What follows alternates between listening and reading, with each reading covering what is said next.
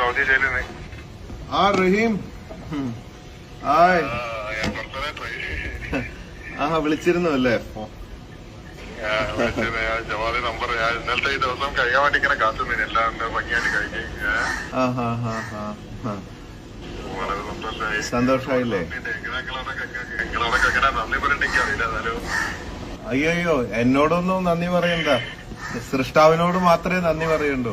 കാരണം എന്താ വെച്ചാല് നിങ്ങളുടെ സമയമായിട്ടില്ല. ഓരോരുത്തര് ജനിക്കുമ്പോ കുട്ടിയാണാണോ പെണ്ണാണോ മരണം എപ്പോൾ എന്നൊക്കെ എഴുതി വെച്ചിട്ടുണ്ട്. ആ വര മാറ്റാൻ ആർക്കും അധികാരമില്ല. നിങ്ങളുടെ സമയമായിട്ടില്ല. അതുകൊണ്ട് നമ്മൾ അതിനൊരു കാരണമായിരുന്നു മാത്രമേ ഉള്ളൂ. സമയമൊക്കെ തെളിഞ്ഞ് ഒരുപാട് സന്തോഷം. ഞാൻ എല്ലാവർക്കും നിങ്ങളുടെ കുടുംബത്തിന് എല്ലാവർക്കും പ്രാർത്ഥിക്കാം. എന്നെ കൊണ്ട് അതേ സാധിക്കും. ബാക്കി നേരിട്ട് കാണാം. ഓ, സന്തോഷമായിട്ടിരിക്കുക. എന്തായാലും ആ സന്തോഷം കണ്ടാൽ മതി. എന്തായാലും നിങ്ങൾ വിളിച്ചല്ലോ. ഒരുപാട് സന്തോഷം. ഒരുപാട് സന്തോഷം. ഞാൻ സൃഷ്ടാവിനോട് നന്ദി പറയും. തീർച്ചയായിട്ടും ഈ കോടതിന്റെ തീരുമാനം അറിയാൻ വേണ്ടി ഇങ്ങനെ നിന്നായിരുന്നു. ഏതായാലും ഇന്നലെ കോടതി പോയി എല്ലാം ഭംഗിയായി. ഇവരെല്ലാരും ഉണ്ടായിരുന്നു, അവിടെ വക്കീലന്മാരുണ്ടായിരുന്നു. അറിയുന്നുണ്ട്. ഒരുപാട് സന്തോഷമായി. അസ്സലാമു അലൈക്കും, നമസ്കാരം പ്രിയമുള്ളവരെ. ഇത് സൗദി അറേബ്യയിലെ ജയിലിൽ നിന്നും അബ്ദുറഹീം എന്ന് പറയുന്ന കോഴിക്കോട്ടുകാരൻ തലവെട്ടുവാൻ അല്ലെങ്കിൽ തൂക്കിക്കൊല്ലുവാൻ വിധിക്കപ്പെട്ട മലയാളിയായ യുവാവ് ബോച്ചയെ വിളിച്ചുകൊണ്ട് നന്ദി അറിയിക്കുന്ന ഒരു ഭാഗമാണ്, ഒരു ടെലിഫോൺ സംഭാഷണമാണ് നമ്മളിപ്പോ കണ്ടത്. ഇവിടെ ഇത് കാണിക്കുവാൻ കാര്യം, നമ്മള് ഈ ഒരു വിഷയം സംബന്ധിച്ചുകൊണ്ട് 2-3 വീഡിയോ ഒക്കെ ചെയ്തിട്ടുണ്ടായിരുന്നു. ബോച്ചയുടെ നിസ്വാർത്ഥമായ പ്രവർത്തനങ്ങളുടെ ഭാഗമായിക്കൊണ്ട് അദ്ദേഹം മുന്നിട്ടിറങ്ങിക്കൊണ്ട് 1.5 കോടി റിയാല് ഈ കേരളത്തിന്റെ മണ്ണിൽ നിന്ന് മലയാളികളുടെ കയ്യിൽ നിന്ന് സ്വരുക്കൂട്ടുകയും അബ്ദുറഹീമിനെ ജീവിതത്തിലേക്ക് തിരികെ കൊണ്ടുവരികയും ചെയ്തിരിക്കുകയാണ്. അവിടെ ദിയാപണം ലഭിച്ചതിന്റെ ഭാഗമായിക്കൊണ്ട് അബ്ദുറഹീം വധിച്ചു എന്ന് പറയുന്ന, അബ്ദുറഹീമിന്റെ കൈകളാൽ കരങ്ങളാൽ അബദ്ധത്തിൽ മരണപ്പെട്ട അനസ് എന്ന് പറയുന്ന സൗദി ബാലന്റെ കുടുംബം അബ്ദുറഹീമിന് മാപ്പ് കൊടുത്തു എന്ന് കോടതിയെ അറിയിച്ചതിന്റെ അടിസ്ഥാനത്തിൽ റിയാദ് കോടതി അബ്ദുറഹീമിന്റെ വധശിക്ഷ റദ്ദാക്കിയിട്ടുണ്ട്. ഇനി അദ്ദേഹത്തിന് പരിപൂർണമായിട്ടുള്ള മോചനം അത് ലഭിക്കുകയും അതിനുശേഷം നാട്ടിലേക്ക് അദ്ദേഹത്തിന്റെ പ്രായമായ വാർദ്ധക്യത്തിന്റെ അവശതകളിൽ കഴിയുന്ന അദ്ദേഹത്തിന്റെ മാതാവിന്റെ അടുക്കലേക്ക് തിരിച്ചെത്തുകയുമാണ് ഇനി ഉള്ളത്. അത് എളുപ്പം സാധ്യമാകും എന്ന് തന്നെയാണ് പ്രതീക്ഷിക്കുന്നത്. ഇവിടെ 1-2 കാര്യങ്ങൾ മാത്രമാണ് സൂചിപ്പിക്കുവാനുള്ളത്. ബോബി ചെമ്മണ്ണൂർ എന്ന് പറയുന്ന ബിസിനസ്സുകാരനായ മനുഷ്യ സ്നേഹിയോട് അദ്ദേഹം വിളിച്ചു പറഞ്ഞത് നന്ദി അറിയിക്കുന്നു എന്ന് പറഞ്ഞപ്പോ അദ്ദേഹത്തിന് വേണമെങ്കിൽ ആ നന്ദി വെറുതെ സ്വീകരിക്കാമായിരുന്നു. എന്നാൽ അദ്ദേഹം ആ നന്ദി സ്വീകരിച്ചിട്ടില്ല. അത് അദ്ദേഹത്തിന് ആവശ്യമില്ലാത്തത് കൊണ്ട് മാത്രമല്ല, ആ നന്ദി പറയേണ്ടത് സൃഷ്ടാവിനാണ് എന്നാണ് അദ്ദേഹം പറഞ്ഞിരുന്നത്. അവിടെ എന്താ പറയുന്നത്? സൃഷ്ടാവിനോടാണ് നന്ദി പറയേണ്ടത്. അബ്ദുറഹീമെ, നീ രക്ഷപ്പെട്ടത് സൃഷ്ടാവിന്റെ കരുണാകടാക്ഷം കൊണ്ടാണ്. ഇത്രയും മലയാളികൾക്ക്, ഇനി മലയാളികൾ അല്ലാത്ത ആരെങ്കിലും സഹായിച്ചിട്ടുണ്ടോ എന്ന് നമുക്കറിയില്ല.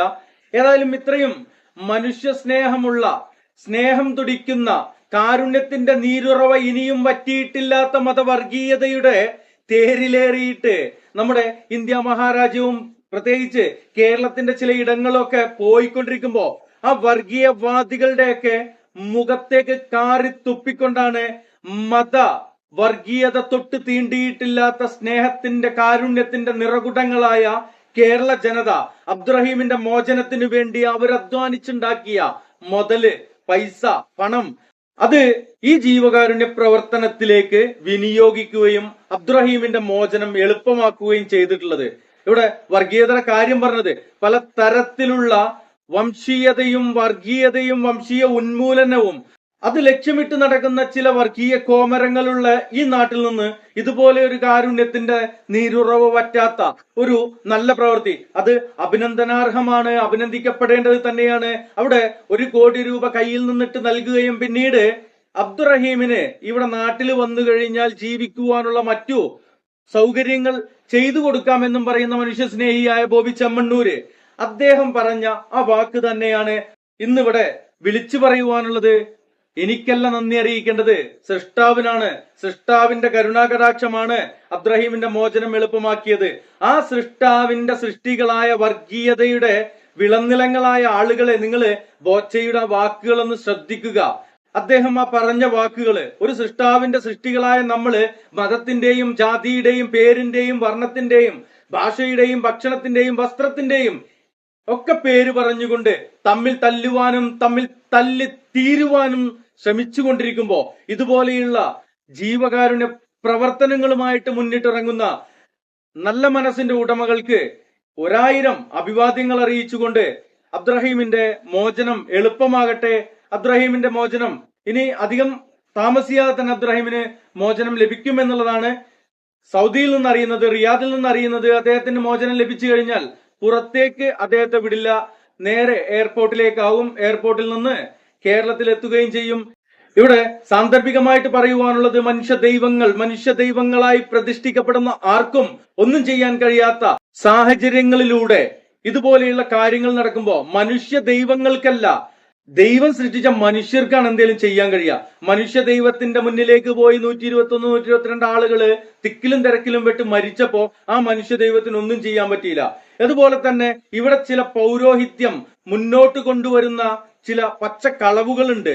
സൗദി അറേബ്യയിൽ ജയിലിൽ കിടക്കുന്ന കയ്യും പിടിച്ചിട്ട് ഇറക്കിക്കൊടുന്നു എന്നൊക്കെ ചില മനുഷ്യ ദൈവങ്ങളെ കുറിച്ച് പച്ചക്കളവോടെ പ്രചരിപ്പിക്കാറുണ്ട്. എന്തേ നിങ്ങളുടെ ദൈവങ്ങൾക്കൊന്നും ഇതിന് കഴിയാതെ പോയത്? നിങ്ങൾ ഔലിയ എന്നോ വലിയെന്നോ എന്നും പറഞ്ഞിട്ട് കാര്യമില്ല, നിങ്ങളുടെ ദൈവങ്ങളാണ് അവര്, അല്ലേ?